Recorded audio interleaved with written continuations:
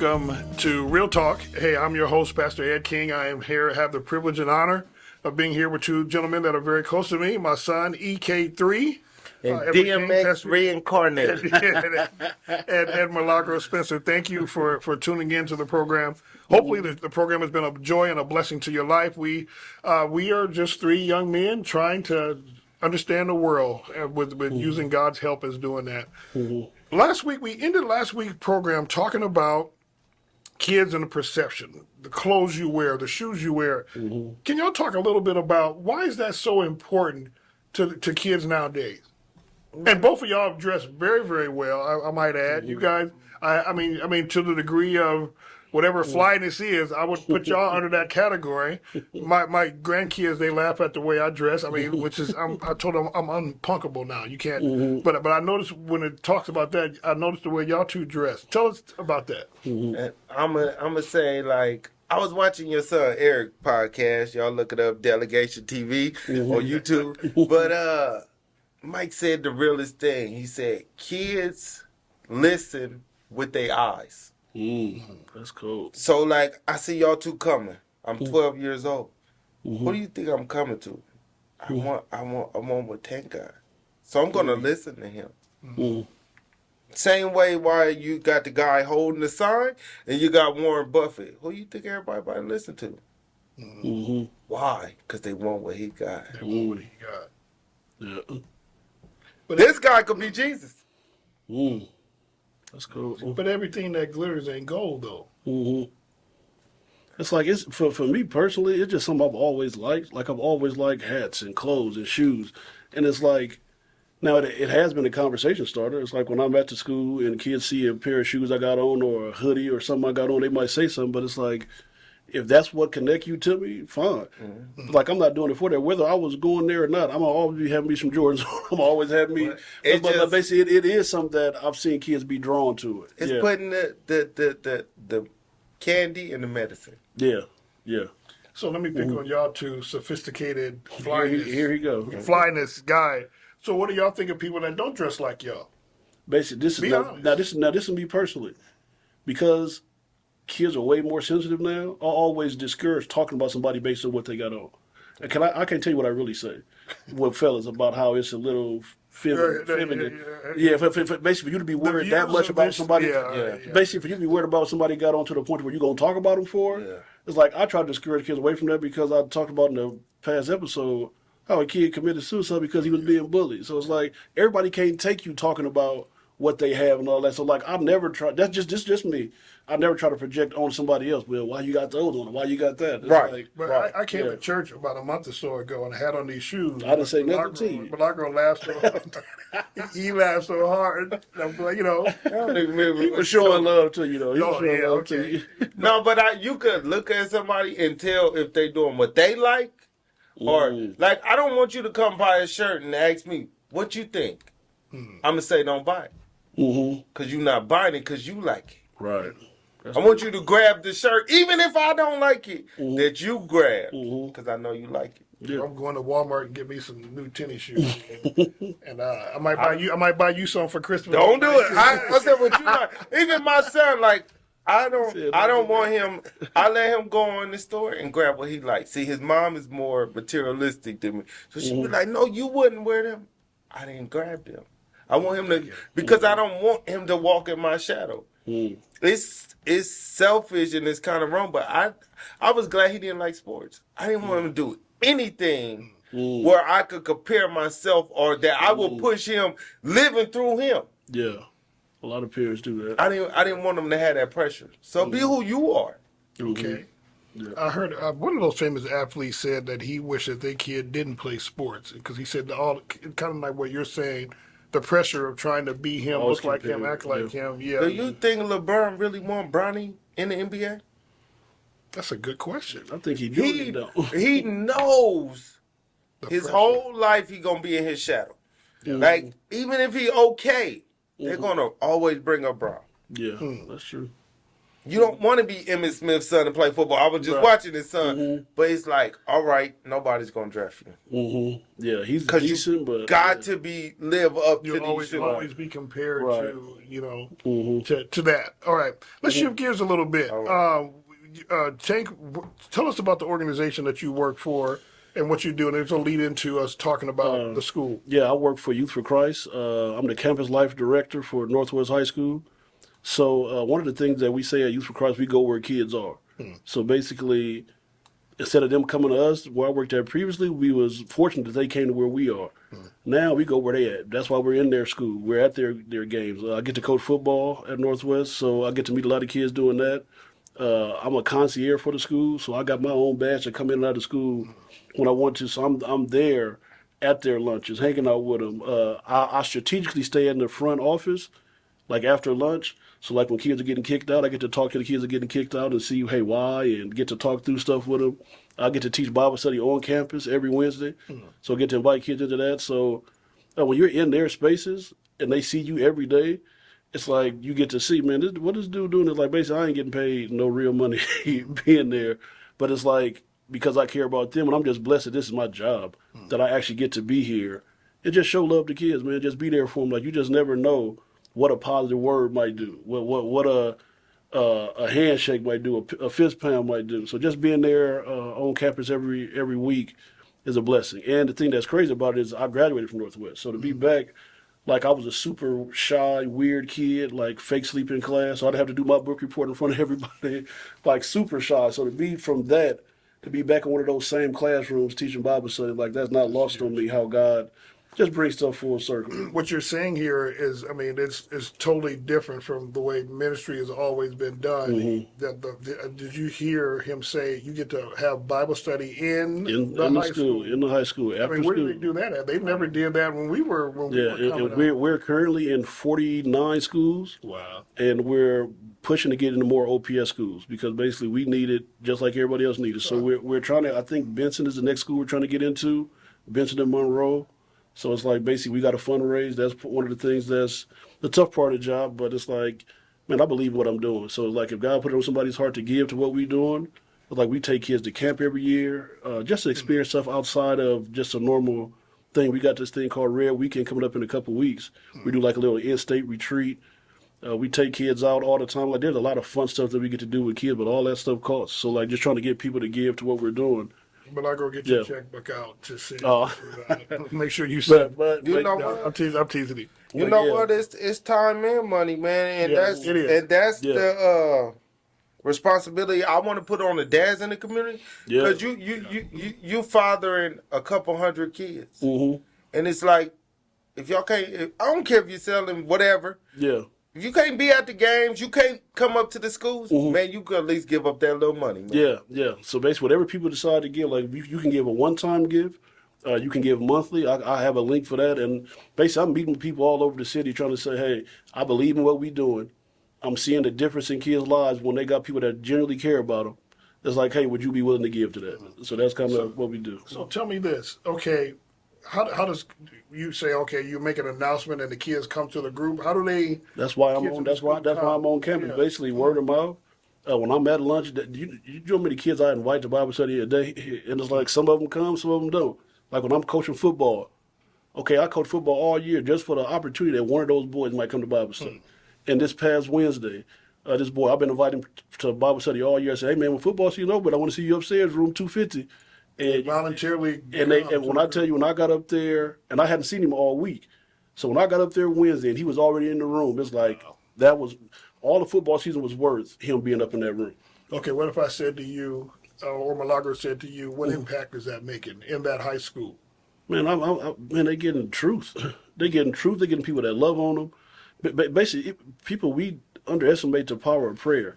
With me being there and understanding the stuff they're going through, it's like I had them write it out. And I got a sheet of paper of stuff that they needed prayer for. So when I'm by myself and I'm praying, I can specifically pray for stuff that they're struggling with. And it's like basically just being there with them. It's like a lot of kids, like you said earlier, who do we have to talk to? Who do we have that care enough to just listen to stuff that we going through? And it's like when we in that room, like I always pray before we meet, like, God, I want this conversation to go wherever you want it to go. And there's times, a couple weeks ago, Like we supposed to be 3:15 to 4:15. I look up, it's 4:30. They still asking questions. They still engaged. Because like a lot of kids, we just assume they have a place to be real and talk. A lot of times they don't. You know, so you went when you started off, you had two or three kids. and now it's Man, one I or could- two. and when we We'll had- show, hopefully be able to show the picture. In And the we had, video. I think last week we had 25 kids, and it's like basically have that High schoolers, high school 25 high kids schoolers. that voluntarily come, that don't have to come. It's like, man, that's not lost on me. It's like, God, it's amazing that you allow me to be a part of something that I can be a help. And it's like I say this a lot. We can complain about the problem all day. There's a lot of problems. What are we doing to be part of the solution? Me being on that campus every day, that's me doing the best I can. And I don't have all the answers. I can't fix nothing. God is the one that fixed stuff. But God, what do you want me to do to be a part of the solution? Me being positive, me showing love, me telling them the truth about this word. It's like our culture and our kids are lied to so much. It's like, man, this is me. I believe that the Bible is true because I've experienced it myself.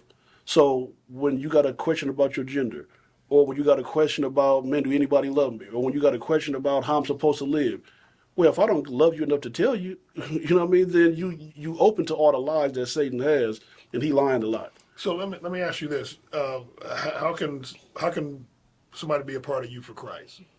Basically, Interested, you have that heart to want to do that. How we can need someone be a part of it? we need volunteers. It's like basically we ran off volunteers because it's like I'm one person. I think there's 1,700 kids at Northwest, so I need to duplicate myself. I need as many people that love Jesus that I can find to duplicate. Hey, there's some band geeks that I might not be connected to. There's the show choir people. It's like, man, I want to get to the point where every square inch of Northwest is hit. What they know, hey, man, somebody care about me. Somebody love me.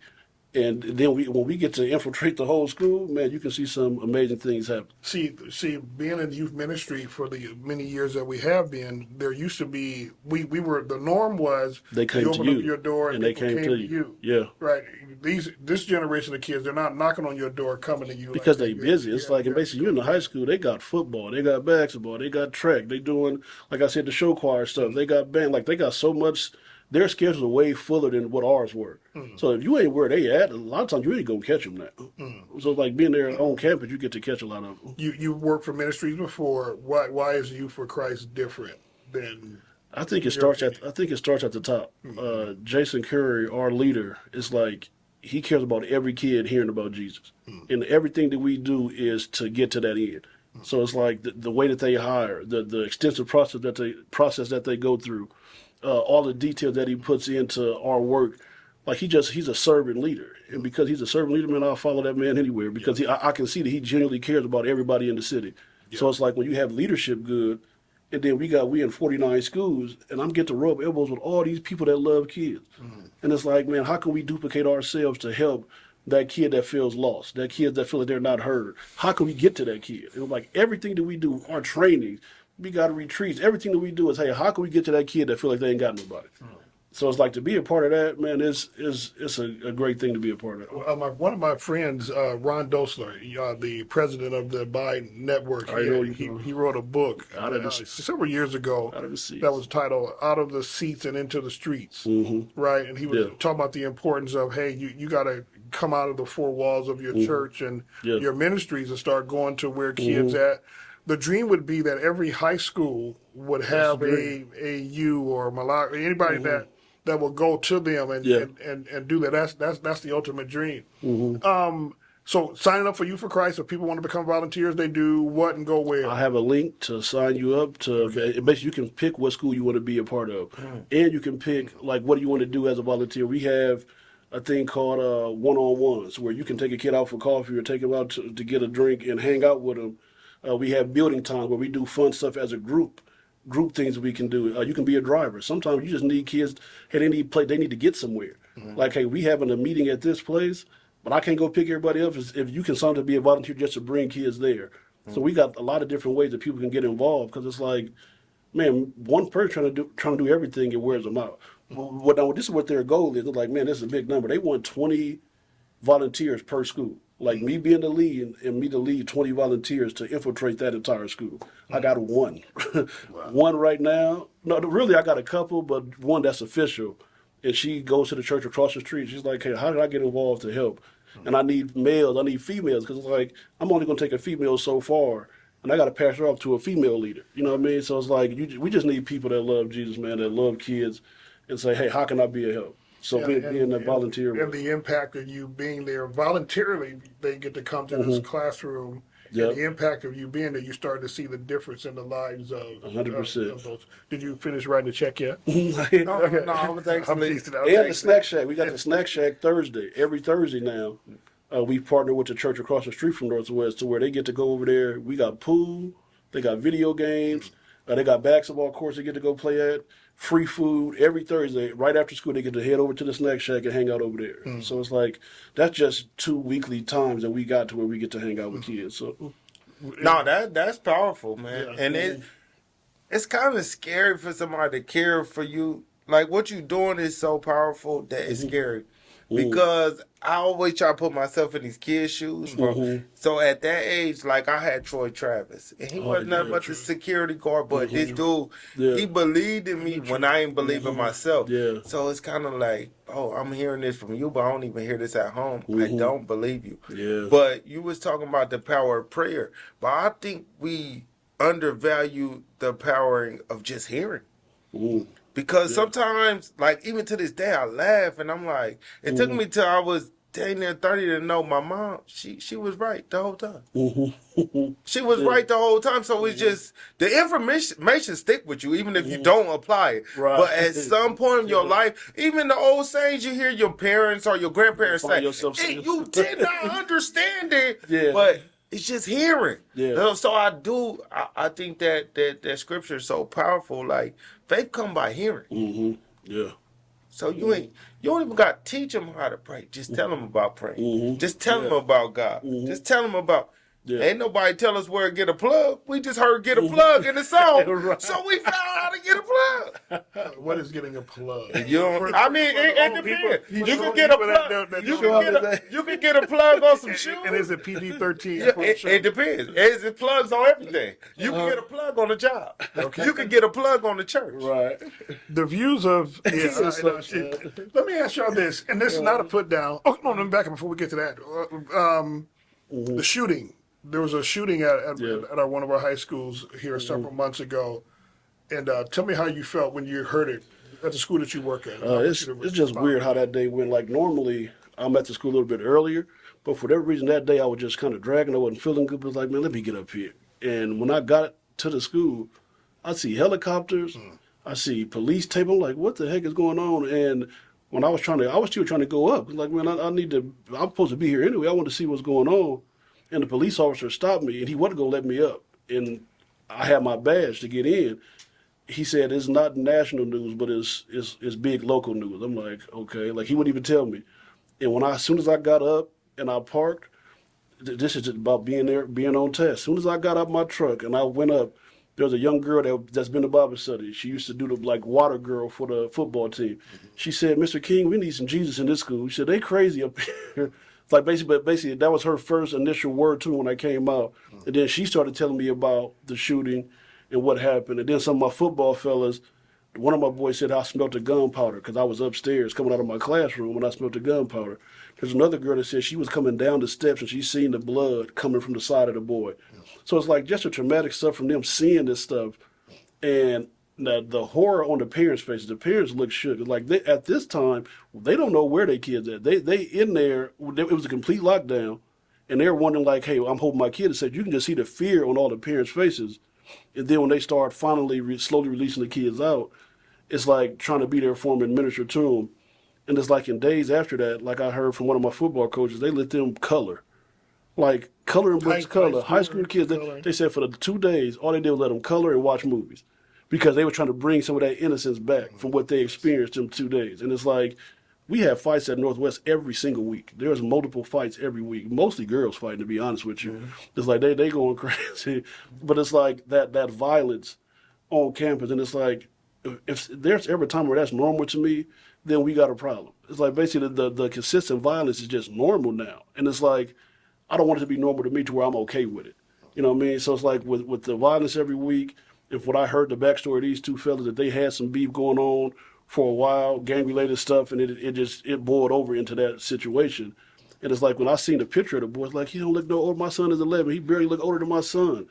And it's like, that's why we there. It's like, man, what if he could have came to the class? Or if I got a chance to have a conversation with him, who knows what different decision could have been made. But we're grateful that, as bad as it is, that the boy didn't lose his life in the midst of it. I mean, the boy, I don't know how much longer he's going to have to be in prison for that, but it's like, pray that his life can be turned around while he's in there. But like, I would have never thought, I graduated from Northwest in 2001, would have never thought that we would be a part of a shooting at the school. What's your take on that? See, that's why I was on the phone. I wanted somebody who was actually there to be a bear witness to this, because I'm not going to around y'all. It's like God won't even let my tongue lie. Yeah. But this type of thing, see, like around y'all, sometimes I don't know who I am, or I feel so different. Like that stuff wasn't even shocking to me. But I was calling somebody Dason. Because I wanted him to bear witness to this. And if Troy Travis was here, he could bear witness to it. Love Troy. I've been bringing a gun to school since I was in the 7th grade. Wow. That is nothing new. It was so many guns in school. Oh, hold on. Dason calling right now. Tell Dason we on live. Put him on Hey, TV. Dason, man, you're live on the podcast with Pastor King. You hear me, bro? Really? How you doing, Dason? Yeah. Hey, let me ask you a question. Dason, what did I used to put in your locker? No, for real, answer it. Yeah, I don't know. Some kind of Some kind of what? gun. Okay. But hey, was that not regular? Let me ask you a question. Could you die every day hanging with me since I was like 12? I was just thinking about that. Yeah, yes. I mean, so like guns in school That is is like scary to think normal to me. Like, man, Dason, hey man, my life a movie though, but you know what could go down. And guess what? We was in the house every day before the street lights came on, and we went to school every day. Is that not true? Wow. We all graduated. So all graduated. All right, but I'm gonna hit you back though, bro. Thank you, Dason. Good Thanks, hearing from you, man. Appreciate you. But no, so that's not even. It just As a parent, that we shakes me knew. to the core. That is nuts. to It just honestly, thank God I knew how to read. Only reason why we never really shot nobody in school, because we read that sign that said the penalties double in the school zone. Ooh, wow. That's the only reason why. So we catch you down the street. But guns in school, like I got some little partners I worked with. They 5 years younger than me, and they was talking about how many guns they used to have up in Central, and I said, so this just been. So it wasn't even shocking to me. Like I wouldn't even stop eating my cereal to look up at the TV when I hear a kid got shot in school. Because I tell you one thing about black people, and I'm not even trying to. It don't have nothing to do with race. We don't do mass shootings. I'm coming to school to specifically shoot somebody. Somebody I got beat. So your kids is safe if they ain't in this. And I'm telling you what, that's why I couldn't feel bad for neither one.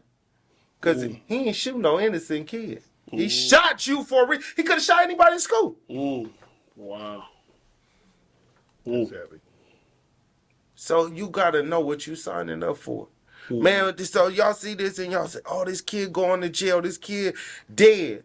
Well, we signed up for this. This was death or jail. Yeah. And the woman who raised me, man, she's so close to an angel. Like, you could tell her, you could see me physically do something. But this ain't who she know. So she ain't hearing that. Yeah. She ain't hearing that. Carrying guns to school. I had an argument with the security guard. Like, we closed, and I was trying to discuss, like, hey, why not metal detectors? Like, do you ever thought about it? And he was like, there's no way. It's impossible. They say it's not, against the Constitution. It's not smart. Basically, on what you're saying, that gun is all up in the school. Like, I don't want to wait till something worse happens. And we say, hey, maybe we should have did our due diligence a little bit more on the front end. But I know it's a lot of money that goes into that. School in I know it's a Kansas lot. City, right?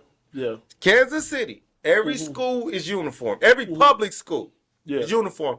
Everyone, you got to be at school 35 minutes before or you're late. They all got metal detectors. Wow. because them boys had guns too, but it was like the Hope Center. They knew to leave them outside. Nobody brought them in there. Worst that's going to happen inside that school is a fight. Nobody but you couldn't. 35 minutes. Even if you watch the Get Rich or Die Trying, how 50 Cent get caught with the drug. The school had metal detectors. But here they saying the Constitution, they making this about money. We need to rethink that. If what you're saying is true, and I believe you ain't up here capping, if that's true, that multiple people are bringing guns into the schools, we don't want to wait for somebody to be hurt for real. Thank God the boy made it out of that shooting. But it's like, if that's the case, we might need to rethink these metal detectors. Like, yeah. That's tough. How are you? We got 1 minute and Oh, dang. minute That left. went that quick. How are, okay, you know what? This is what we're going to do. We're going to pick it up. We're going to pick it up because I would hate to start that and end that. But parents, my hope would be that you're hearing what these two young men are saying, the reality of what's happening in a lot of our local schools today. I'll close with this question, and we'll pick it up next week. How do, as a parent, I'll use Johnny for example, my son Johnny. How do I know what's going on with little Johnny? What's in his backpack?